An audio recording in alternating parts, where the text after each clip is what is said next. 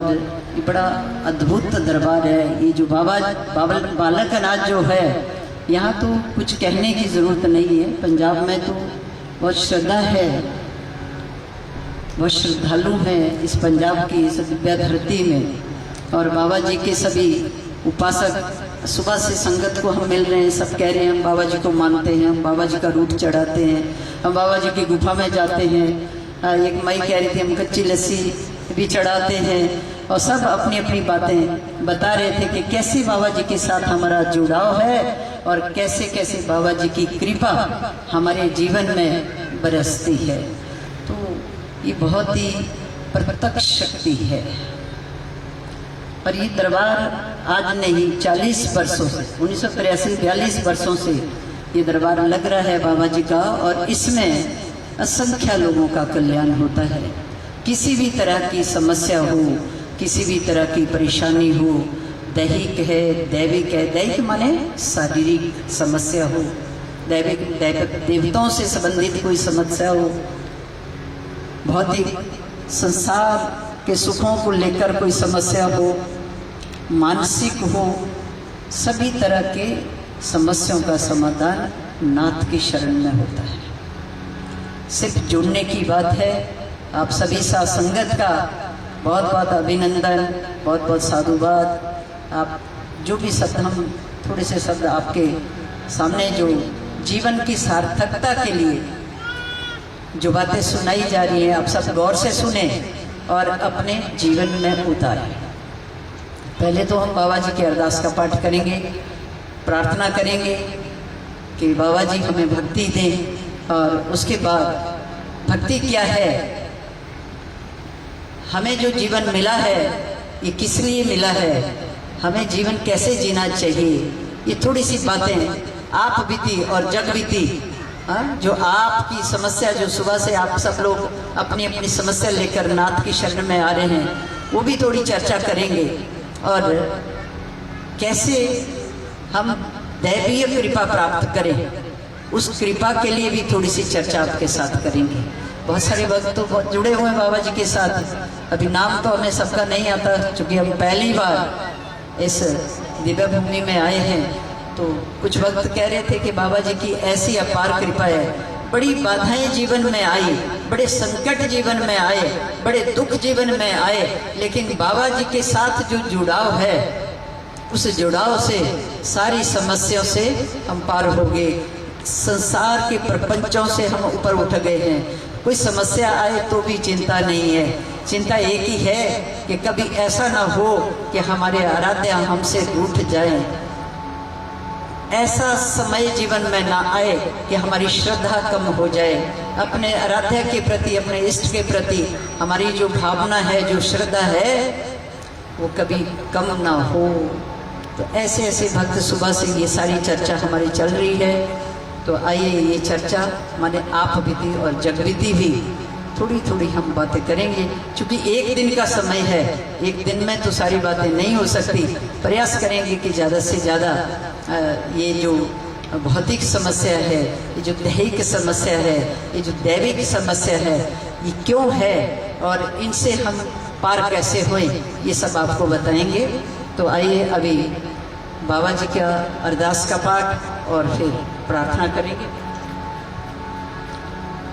कितने लोग हैं जिनको बाबा जी की अरदास का पाठ आता है? ओम जय पर्वतवासी। देखिए सब बाबा जी को मानने वाले हैं, तो अरदास तो जरूर करते होंगे। कितने लोग हैं जिनको अरदास का पाठ आता है? जय हो। अजय जी को आता है और रजनी जी को नहीं आता है। ये क्या नाम है? रजी। मधु जी को भी आता होगा। आइए अब आप कोई साथ बोलने वाले।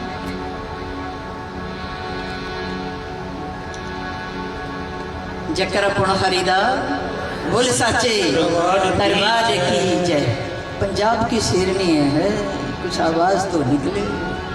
हाँ? ओम जय पर्वतवासी गुफा निवासी, जय जय दीनदयाल, जय अविनाशी जलथलवासी संतन के प्रतिपाल। चौरासी महाविकासी नाथ बाल गोपाल। जय सत्य प्रकाशी सत्य रूप नूप विशाल। जय ब्रह्मचारी जटाधारी भक्तन के प्रतिपाल।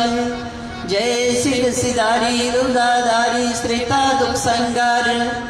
जय पौणाहारी गुफाधारी गौवन के चरवाले। चरणों में रक्तन मन शीसनी भाऊ नमस्कार। नजर मेर दी फेर देना था दी जो दुखड़ी तार। जोत जगा के पुष्प चढ़ा के गाँव में जय जयकार। रिद्धि सिद्धि बख्शियो हे मेरे दाता जी हे मेरे दातार। सहाइयों के रहना बाबा देना मेरा साथ। चरणों का मोहे दीजो सद्बुद्धि और ज्ञान। दो तीन या पार करो जी हे मेरे भगवान। हाथ जोड़कर करूं प्रार्थना करियो ना स्वीकार। मैं सेविका भुलनहारा तेरी तू है बख्शनहार। जय जय बाबा बालकनाथ जय जय बाबा बालकनाथ। जय कर गुफा देवासी दरबार की जय। हे सिद्धों के मुक्तमणि मोरा वाले नाथ। रोम रोम में भक्तों के रमे रहो दिन रात। बोलिए सब मेरे साथ। हे सिद्धों के मुक्तमणि हे सिद्धों के मुकुट। आप सब आप माइक छोड़ दो। पीछे से कितनी आवाज आती है ये सुनना चाहते हैं। भाई लोग भी बोलेंगे। हे सिद्धों के मुक्तमणि। प्रार्थना है नाथ के चरणों में हम प्रार्थना कर रहे हैं। हे सिद्धों के मुक्तमणि मोरा वाले नाथ। रोम रोम में भक्तों के रमे रहो दिन रात।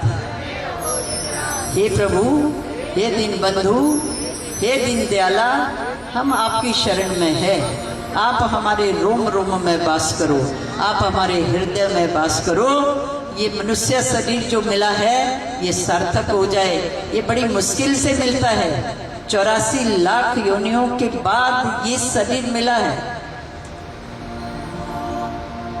तो व्यर्थ ना जाए सार्थक हो जाए। इसलिए हे मेरे परमात्मा आप मेरे साथ रहोगे। साथ तो है ही, इनसे पास और कुछ है ही नहीं और इनके सिवा भी कुछ नहीं है। ये है तो हम है। ये बात हमें अच्छे से समझ आ जानी चाहिए। ईश्वर है तो हम है। हमारे भीतर जो प्राण शक्ति है वो इस परमात्मा की है। जब वो प्राण शक्ति निकल जाती है तो हम एक श्वास भी नहीं ले सकते, एक कदम भी नहीं चल सकते। तो इसके बिना कुछ भी नहीं है। इसलिए कहा हे मोरा वाले नाथ रोम रोम में भक्तों के रमे रहो दिन रात। जो हमारे भीतर परमात्मा का वास है उसकी अनुभूति करना, उसका अनुभव करना कैसे होगा। आज कुछ भक्त ये भी कह रहे थे पूजा पाठ तो बहुत करते हैं, ध्यान नहीं लगता, अनुभूति नहीं होती, अनुभव नहीं होता, थोड़ा सा मन लगता है, फिर भटक जाता है मन। क्यों भटकता है? दृढ़ संकल्प होना चाहिए। जो दृढ़ संकल्पी होगा उनका मन कभी भटकेगा नहीं। भक्ति है जो हमें अपने मूल से जोड़ती है। भक्ति है जो संसार के प्रपंचों से हमें ऊपर उठाती है। भक्ति है जो तनाव में घिरा हुआ मन, जो डिप्रेशन में, बहुत सारे लोग कहते हैं डिप्रेशन हो गया, तनाव हो गया, कुछ अच्छा नहीं लगता, ईश्वर का दिया हुआ बहुत कुछ है लेकिन कुछ अच्छा नहीं लगता, मन परेशान है, मन विचलित है, मन दुखी है। किस बात का दुख है इस मन? ये मन चाहता है अपने आप से जुड़ना, ये मन चाहता है अपने मूल से जुड़ना। आप सब जानते हैं कि बाबा बालकनाथ ने 7 लइयों में 12 वर्ष माई रत्नों की गौएं चराई। क्यों चराई? माई रत्नू भगवान शिव की अनन्या भक्त थी, तो उनके घर कोई संतान नहीं थी। तो भगवान शंकर ने भगवान कार्तिक को कहा कि जाइए हिमाचल सातलाई में मेरी एक बड़ी अनन्या भक्त है, उस भक्त के घर जाकर आप गौ सेवा करो, सेवा और साधना। क्या है, ये भी तो भक्ति है। ये भजन कर रहे हैं, सत्संग में बैठे, ये भी भक्ति है। हम कहीं मंदिर जा रहे हैं, हम तीर्थ जा रहे हैं, वो भी भक्ति है। संतों की सानिध्य में कहीं जा रहे हैं, वो भी भक्ति है। संतों की जो सेवा है वो भी भक्ति है। समाज की जो सेवा हम कर रहे हैं ये भी भक्ति है। परिवार की जो सेवा हम कर रहे हैं ईमानदारी से, निस्वार्थ सेवा, वो भी भक्ति है। अगर भक्ति में, उस सेवा में स्वार्थ है तो भक्ति नहीं है, वो बेईमानी है, वो दम्भ है। निस्वार्थ भाव से हम अपने परिवार की सेवा कर रहे हैं, वो भी भक्ति है। भक्ति में शक्ति है। तो बाबा बालकनाथ ने 12 वर्ष तक माई रत्नों की गौ में चराई।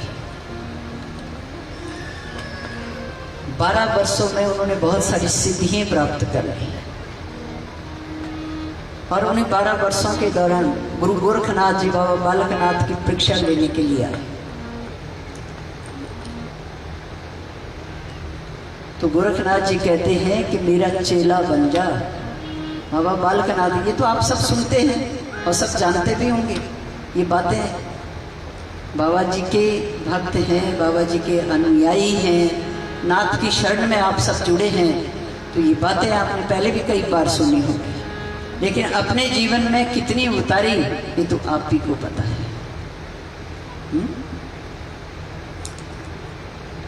सेवा के बिना, साधना के बिना कोई भी सिद्ध नहीं हो सकता, किसी का भी जीवन सार्थक नहीं हो सकता। माई रत्नों रोटियां लेकर आती थी, लस्सी लेकर आती थी, बाबा कहते थे रख दो यहाँ, खाते नहीं थे। निस्वार्थ सेवा थी, सिद्ध हो गए 12 वर्षों। तो गुरु गोरखनाथ जब आए तो उन्होंने कहा या तो मेरा चेला बन जा, या तो मैं परीक्षा लूंगा, उस परीक्षा से तू पास हो जाएगा तो मैं छोड़ दूंगा, नहीं तो तुझे मेरा चेला बनना पड़ेगा।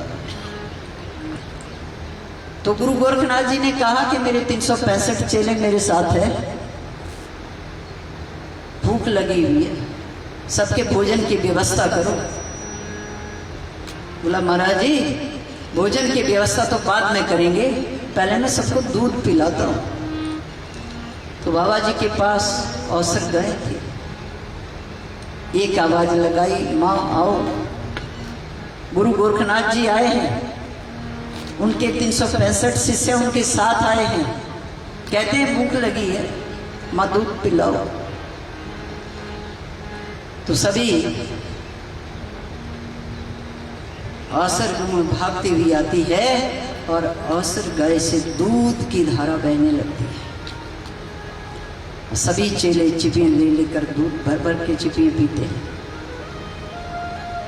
दूध पी पी कर क्या बोलते हैं पंजाब में, छक गए हैं, पर दूध की धारा बहना बंद नहीं हुई। तो फिर गुरु गोरखनाथ जी कहते हैं कि अब मैं अपनी वृक्षशाला आकाश में उड़ाता हूँ, आप इसको नीचे लेकर आओ।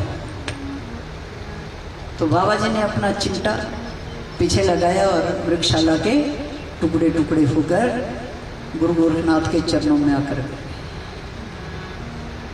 तो गुरु गोरखनाथ के जितने शिष्य थे वो कहने लगे, गुरुदेव ये साधारण बालक नहीं है, ये कोई चमत्कारी है। तो गुरु गोरखनाथ जी कहते हैं जाओ इनके कानों में मुंदरे डालो, इनको मेरा चेला बनना पड़ेगा। तो चले जाते हैं जबरदस्ती बाबा जी के कानों में, जब वो मुंदरे डालने लगते हैं, कुंडल डालने लगते हैं, तो बाबा जी के कानों से दूध की धारा बहने लगती है।